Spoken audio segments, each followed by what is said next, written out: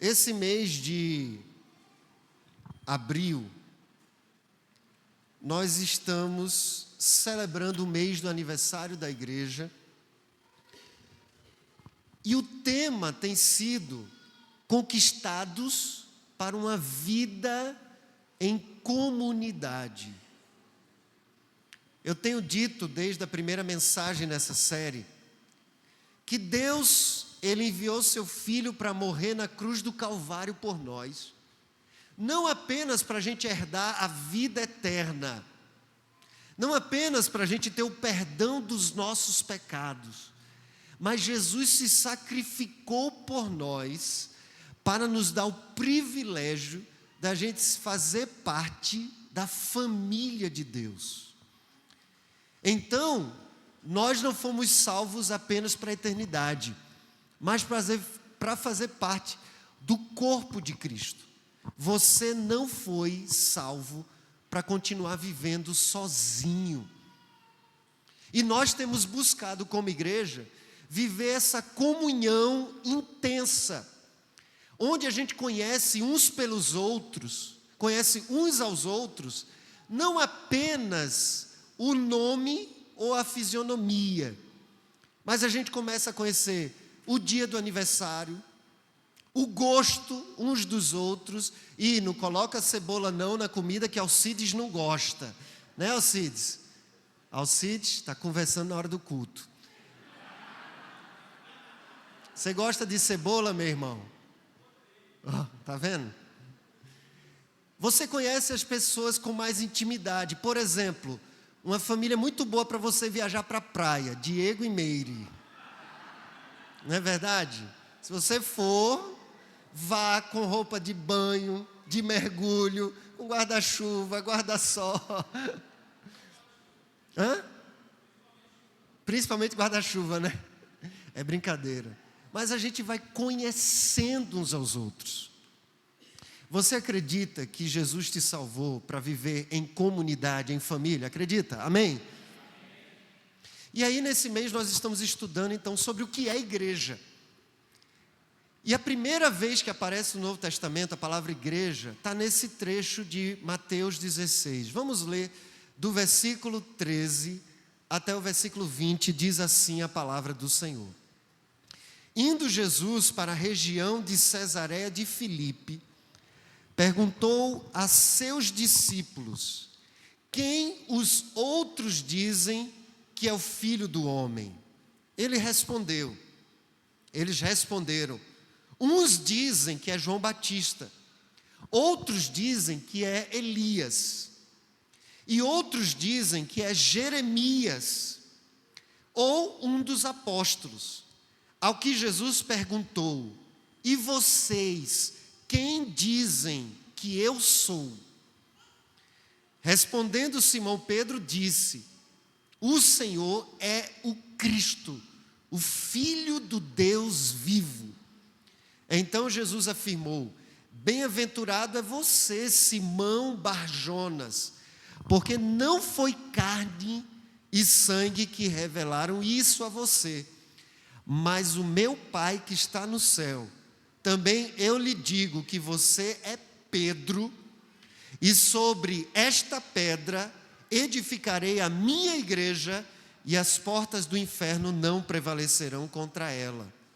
Eu lhe darei as chaves do reino dos céus, e o que você ligar na terra terá sido ligado nos céus, e o que você desligar na terra terá sido desligado nos céus. Então Jesus ordenou aos discípulos que não dissessem a ninguém que ele era o Cristo. Amém, irmãos? Vamos orar mais uma vez. Pai, obrigado por este momento de estarmos juntos como igreja, como família, e pela Tua palavra que é viva e eficaz, a Tua palavra que é poderosa, a Tua palavra que é preciosa. Deus, que o Senhor possa nos abençoar e abrir o nosso entendimento para que possamos compreender as maravilhas da Tua lei nesta manhã. É a nossa oração em nome de Jesus. Amém. Então, desde a semana passada estamos estudando esse texto e temos visto sobre a vida, o que é ser igreja. A primeira lição que nós aprendemos foi acerca de uma declaração que nos faz ser igreja.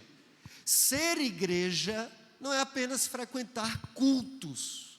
Ser igreja não é estar aqui dentro.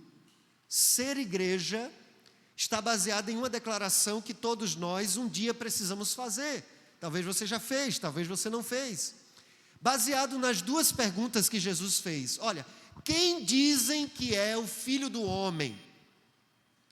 E aí a resposta foi: as pessoas dizem que tu és Elias, João Batista, Jeremias ou um dos profetas. Essa resposta não foi suficiente para Jesus declarar: a minha igreja está instituída. Mas quando Jesus perguntou: e vocês quem dizem que eu sou? Pedro disse: tu és o Cristo, Christos, no grego, que quer dizer Messias. E ele disse: Huios, o Filho do Deus vivo. Essa declaração de Pedro revela que ele reconhece Jesus então como Senhor e Rei da vida dele.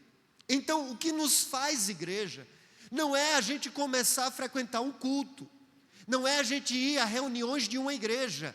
O que faz alguém fazer parte da igreja é quando ela declara que Jesus Cristo é o Rei, o Senhor, o dono da sua vida. Aí você faz parte da igreja.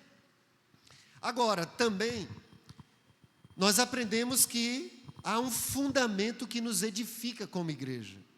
A resposta de Jesus, a declaração de Pedro, no versículo 17, diz: bem-aventurado você, Simão Barjona, porque não foi carne e sangue que revelaram a você, mas o meu Pai que está no céu. E eu te digo que tu és Petrus, e sobre essa pedra eu edificarei a minha igreja.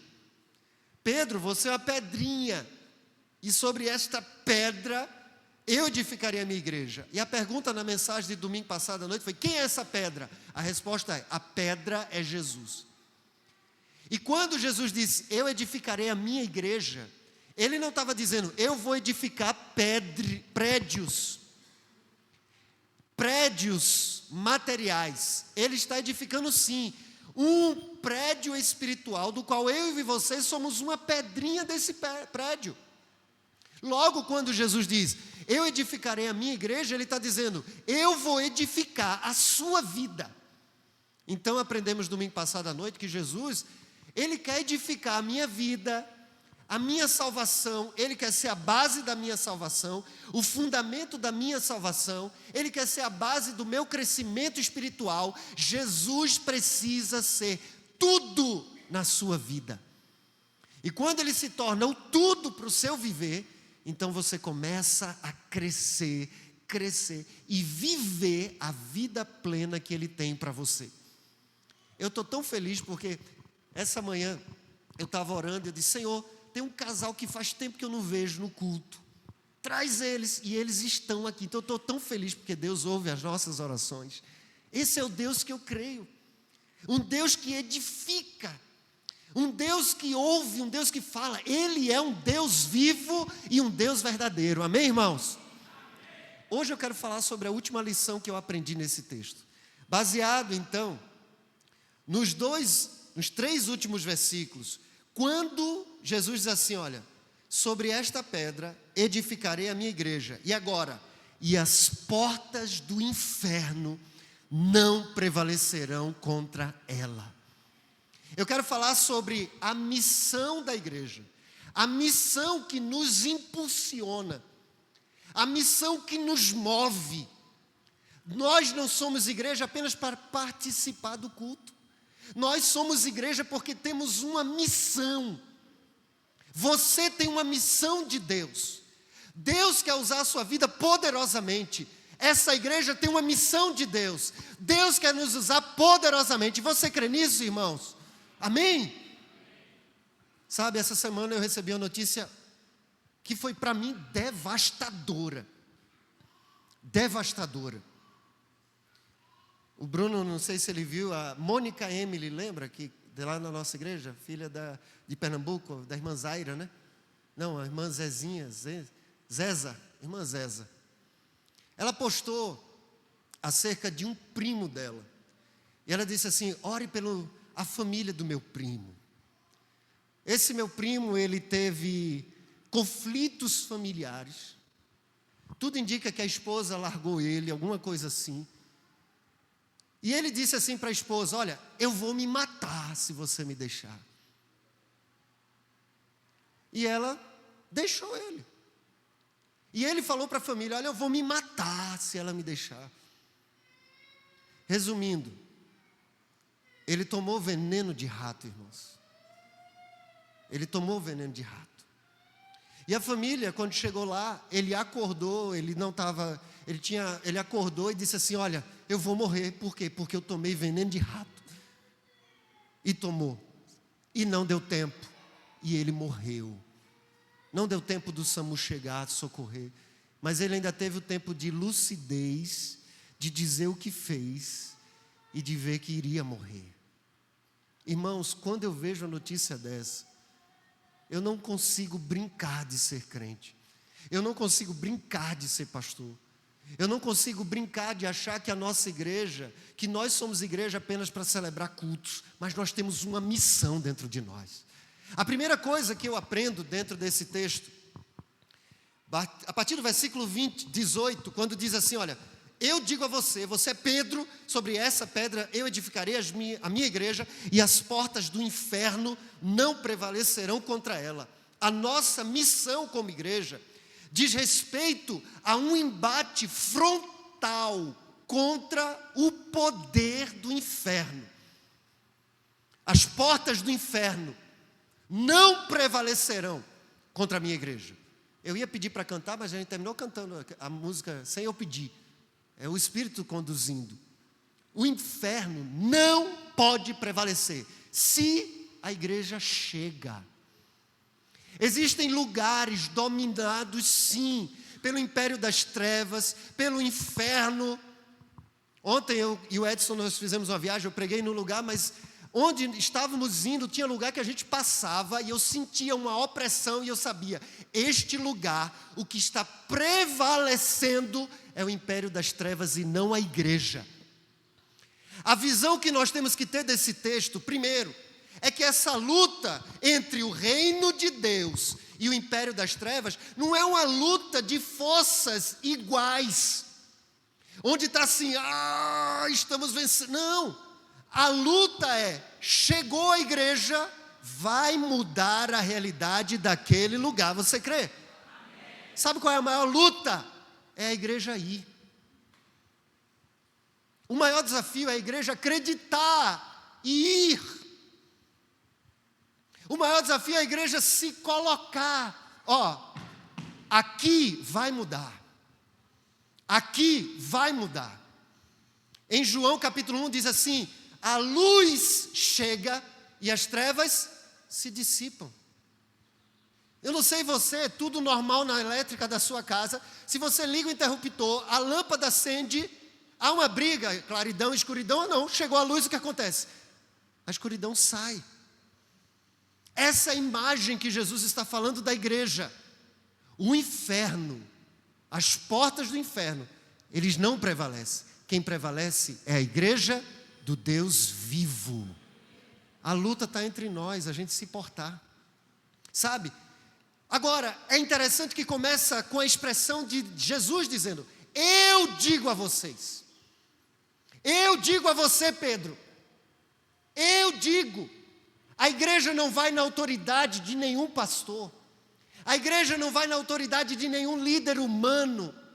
A nossa autoridade se chama Jesus Cristo, o Rei de todas as coisas, o qual debaixo dele já estão todos os poderes, as potestades, está tudo debaixo da autoridade de Jesus. Por quê? Quando ele ressuscitou, quando ele subiu ao céu, ele se assentou no alto e sublime trono e ele colocou tudo debaixo dos seus pés.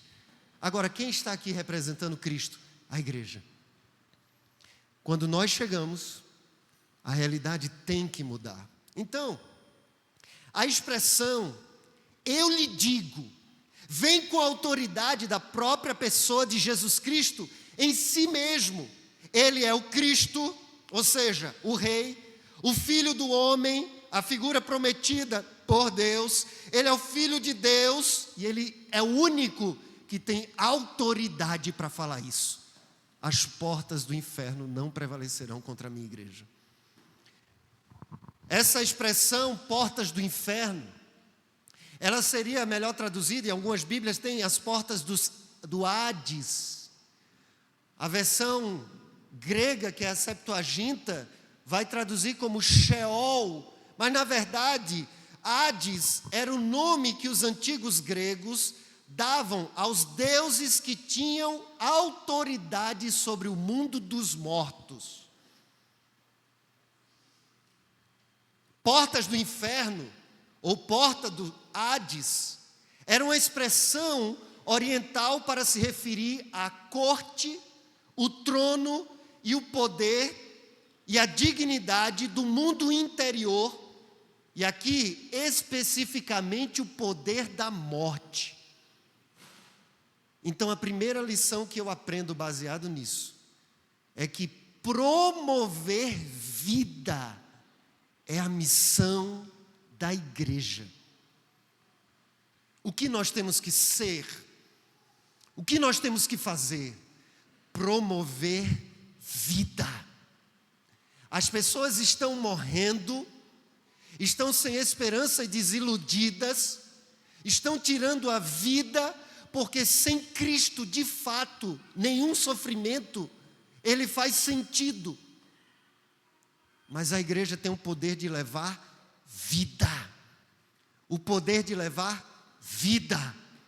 Eu conheci uma jovem lá em Pernambuco que ela ia se matar.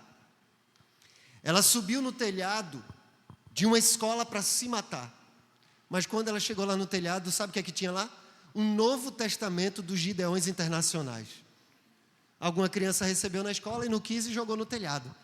E aquele Novo Testamento foi suficiente para salvar essa pessoa, que é membro da igreja lá de onde eu vim, em Pernambuco. Onde o Evangelho, onde Jesus, onde a palavra chega, a vida chegou. Amém, irmãos? Quando Jesus é revelado em João capítulo 1, vai dizer: nele está a vida, e a vida é a luz dos homens. Trazer vida é a missão da igreja. Nós estamos com um desafio que eu coloquei uma missão aí para alguns líderes para trabalhar, dos 15 alvos de fé da igreja, nós distribuirmos até 2030 15 mil Bíblias.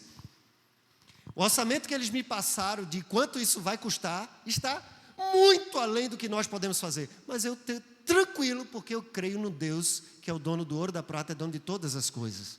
Mas eu quero que a gente não vai pegar 15 mil Bíblias e jogar no telhado, não. Nós vamos entregar pessoalmente, porque eu creio que a palavra de Deus, ele gera vida. Amém, irmãos? Você quer participar disso, em nome de Jesus? A missão da igreja é levar vida. As portas dos Hades, Jesus levou os discípulos para um lugar chamado Cesareia de Filipos. A gente leu no início desse texto.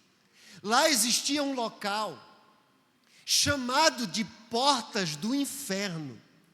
Nesse local, era onde eram realizados rituais pagãos, e algumas pessoas eram sacrificadas vivas, eram lançadas dali para baixo, sendo entregues à morte, rituais de morte, sacrifícios pagãos de morte, o que é comum no mundo pagão.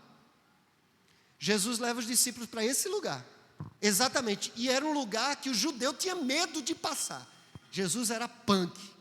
Eu gosto de Jesus. Chocante. Vocês têm medo dali? Vamos lá, vem cá. Ó, tá vendo isso aqui? É aterrorizante. Isso não prevalece quando a igreja chega. É isso que Jesus está dizendo. Isso aqui não gera medo e muda de realidade quando a igreja chega. Foi o que aconteceu em Samaria. A cidade de Samaria, você pode ler depois, tarefa de casa, Atos capítulo 8. Samaria era dominado por um mágico que tinha poderes diabólicos e sobrenaturais. Toda magia é diabólico, tá? É o diabo que traz poder para isso. E ele dominava a cidade de Samaria. A igreja chegou, o povo foi liberto e houve grande alegria, porque onde a igreja chega, as trevas se dissipam. Esse trecho aqui implica na luta contra o reino do mal, mas ele ensina principalmente a vitória sobre a morte. Então a gente vê que há uma ligação direta entre a instituição da igreja e a vitória sobre o poder da morte. Há muitas realidades de morte no nosso meio, irmãos. Realidades nas quais Deus quer mudar por meio da igreja. Deus quer realizar, quer mudar realidades, mas Ele faz isso por meio de nós. Há pessoas que estão sendo mortas pelas drogas, do nosso lado. E não é o governo que vai mudar essa realidade, não. Existia a grande Cracolândia em São Paulo, lá perto da primeira igreja batista de São Paulo. Ali surgiu o primeiro projeto da Cristolândia, que os irmãos conhecem, de tirar o cara do lixo das drogas e tentar restaurar a vida dele. Recentemente, a prefeitura de São Paulo trouxe uma solução formidável. Expulsou todo mundo dali, do centro. O que aconteceu? Segundo os nossos líderes da área que trabalham com isso, 70 novas Cristolândias surgiram porque o povo se espalhou. Olha a solução que o governo traz. Ele não soluciona, ele espalha, ele só maqueia. A única coisa que pode mudar a vida de uma pessoa é o Evangelho de Jesus Cristo. Evangelho de Jesus Cristo. Agora, se a gente disser, não, nós não temos nada a ver com isso. Há muitas pessoas que estão numa realidade de morte por causa do pecado. Há muitas pessoas que estão numa realidade de morte por causa de uma religiosidade. E enquanto você estiver preso à religião e não a Jesus, você ainda está morto espiritualmente. O que muda quando a igreja chega? A igreja existe para trazer vida às circunstâncias onde o que imperava era a morte. Jesus então, em Mateus capítulo 10, versículo 1, Mateus capítulo 10, versículo 1, ele diz assim: tendo Jesus chamado os seus 12 discípulos, deu-lhes autoridade sobre os espíritos imundos para os expulsar e para curar todo tipo de doença e enfermidades. A autoridade que nós temos foi dada por Jesus. Eu até brinquei ali na classe agora há pouco perguntando, quem pode orar para curar alguém? Vocês creem que é só o pastor que ora e alguém cura? Ou todos os irmãos têm poder para curar? Eu perguntei, quem tem poder para curar? Aí ele disse, todos os irmãos. Eu disse, não, quem tem poder é Jesus, agora todo mundo pode orar. A autoridade é de Jesus, irmãos. Tem gente que diz assim para mim, eu tenho medo de ver um endemoniado. Meu Deus, é porque não conheceu ainda o poder de Deus. Não é você não. Eu lembro da experiência do meu cunhado lá. Uma pessoa estava tentando atacar e ele orou assim, olha, Deus, coloca uma coluna de fogo aqui para essa pessoa não chegar perto de mim. A pessoa chegava e se queimava. E não conseguia tocar nele. Por quê? Porque a autoridade está no nome de Jesus Cristo. E o poder que está acima de todos os poderes é o poder de Jesus. É como alguém tentando lutar e Jesus fazendo assim, ó. Puf. É isso. O que eu devo ser diante disso? O que isso implica em mim? Você precisa compreender que, como igreja, você é agente de vida e não de morte. Na sua casa, no seu trabalho. Quando você chega no lugar, o ambiente muda para a vida ou para a morte? Você tem que começar a pensar assim. Quando você chega no trabalho, chegou aquela pessoa que fala mal de todo mundo, que reclama de tudo, você promove um ambiente de morte. Isso não é ser igreja. Ser igreja é todo mundo está triste, está todo mundo angustiado, está todo mundo murmurando, reclamando, falando mal de tudo, e você diz, mas há esperança, porque Jesus Cristo é o Rei de todas as coisas. Você promove vida. Você precisa ser um promotor de vida e não de morte. Quando você chega no ambiente, você tem sido esse promotor de vida. O meu pastor, ele dizia: irmãos, nós somos chamados para ser portadores das boas novas, mas a gente ama ser jornalista do jornal de televisão ou de mídia. Lá em Pernambuco tinha um jornal que se chamava a Folha de Pernambuco, né? Dizia que a Folha de Pernambuco, se você espremesse, só saía sangue. Era o mais vendido. O povo gosta de ouvir desgraça. Mas creia, o Senhor te chamou para ser promotor de vida e não promotor de morte. Você acredita nisso? Amém? A igreja chega, as trevas vão saindo, vão se retirando. Isso não é de uma hora para outra. A autoridade você já tem, isso significa que ninguém vai tocar em você. Agora, o mudar uma cultura tem a ver com a mudança de mente daquele povo local. Então a igreja precisa perseverar para gerar vida no local. O que eu devo saber? Se você é um discípulo, você tem autoridade dada por Cristo para ser agente de transformação. E você não deve se conformar com a realidade de morte ao seu redor. Pare para pensar agora.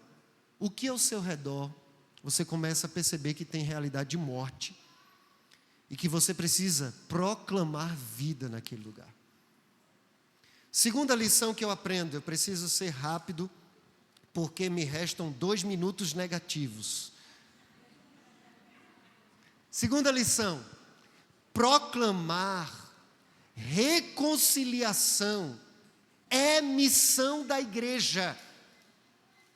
Olha o que diz o versículo 19. Vamos ler juntos? Coloca aí, Mateus 16, 19. Mateus 16, 19. Vamos juntos? Vamos lá? Eu lhes darei as chaves do reino dos céus. O que você ligar na terra terá sido ligado nos céus. O que você desligar na terra terá sido desligado no céu. Ó, a imagem que Jesus está demonstrando para os apóstolos aqui. Jesus não está dando a chave. Toda vez a minha chave está aqui. Hoje que eu quero fazer o exemplo, não está. Está em algum lugar. A chave, joga para mim aí. Pode jogar. Agora joga de forma que eu consiga. Vai, isso.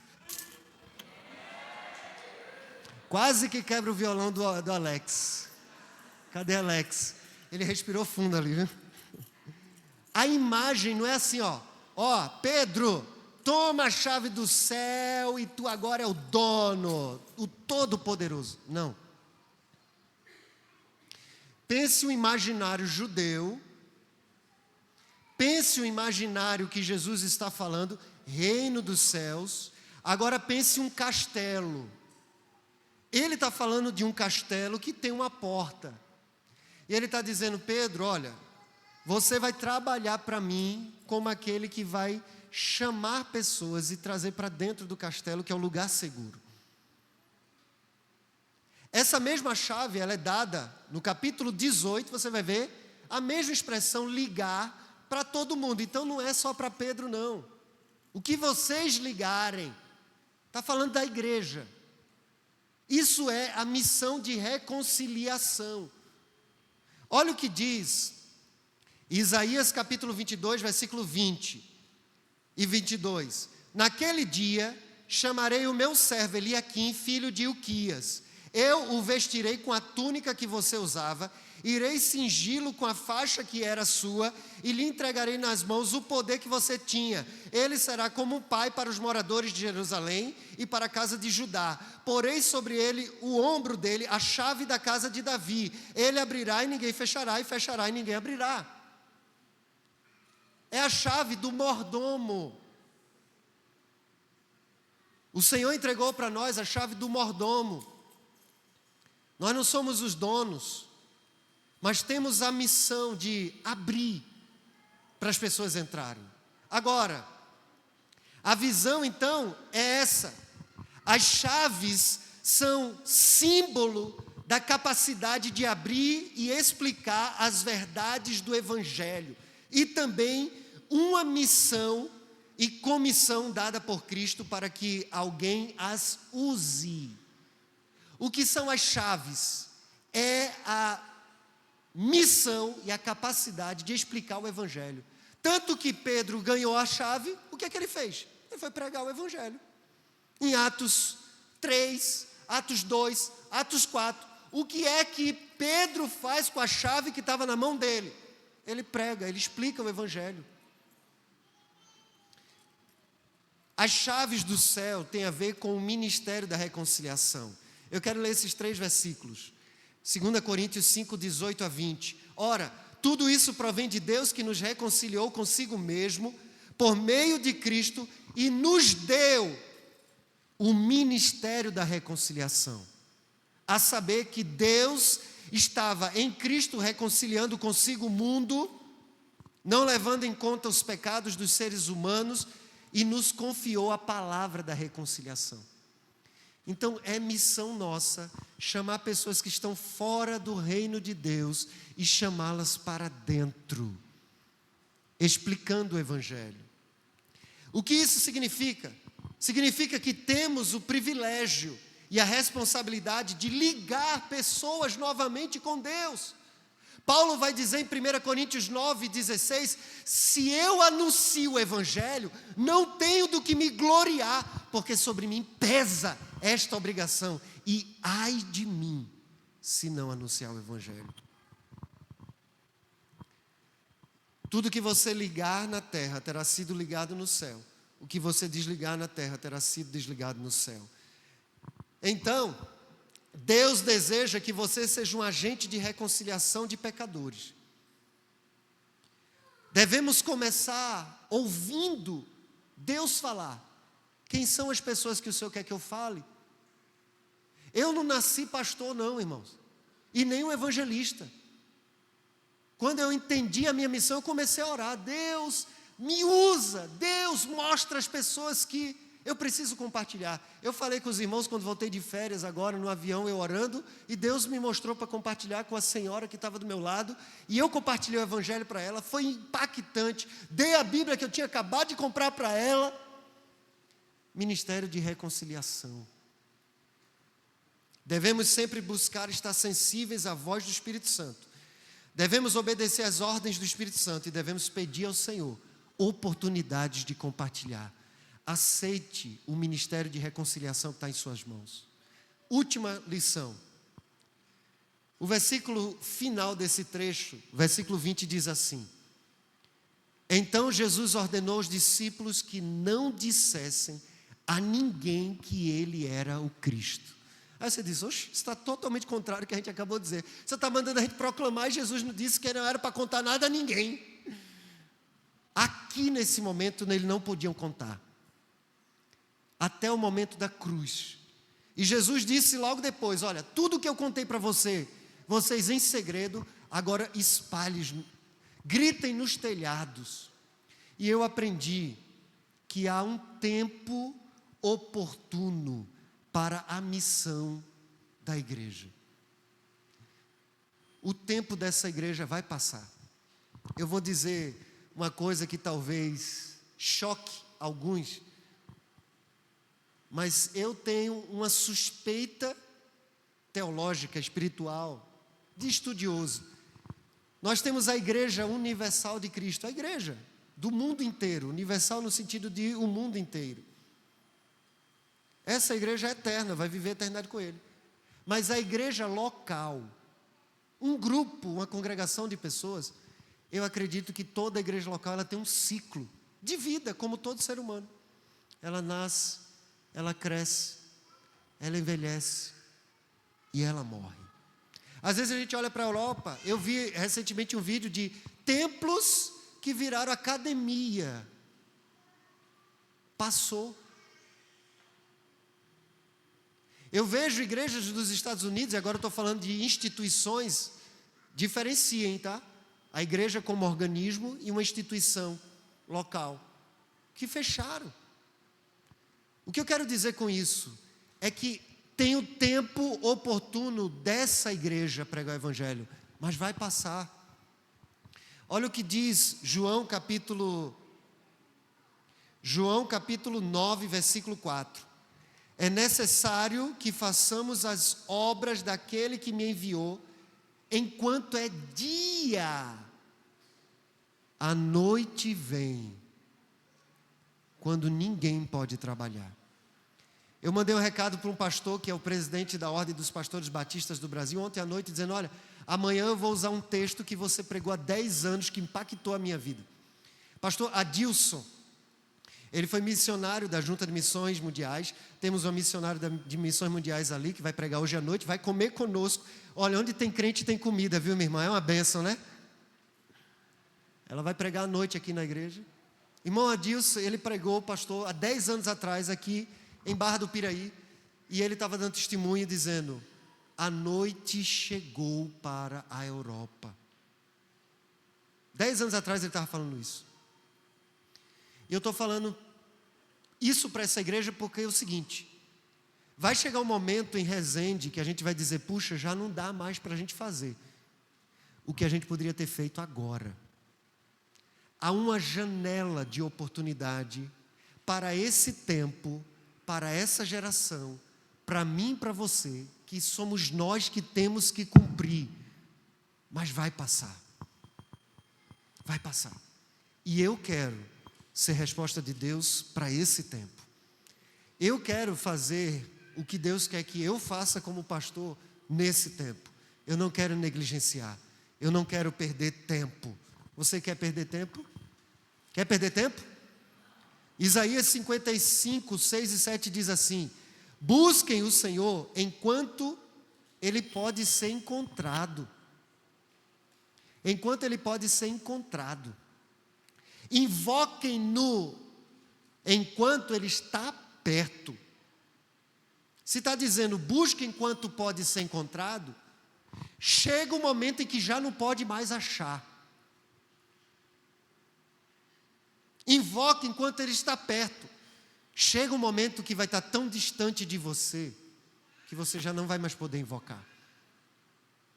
Isso é a realidade da nossa cidade. Ontem, voltando do carro com o Edson, eu disse: olha, quando eu cheguei aqui, vai fazer agora 14 anos, nunca ouvi de facção, de tiroteio, de lugar que você tinha que acender, baixar farol, baixar vidro. Não ouvia isso.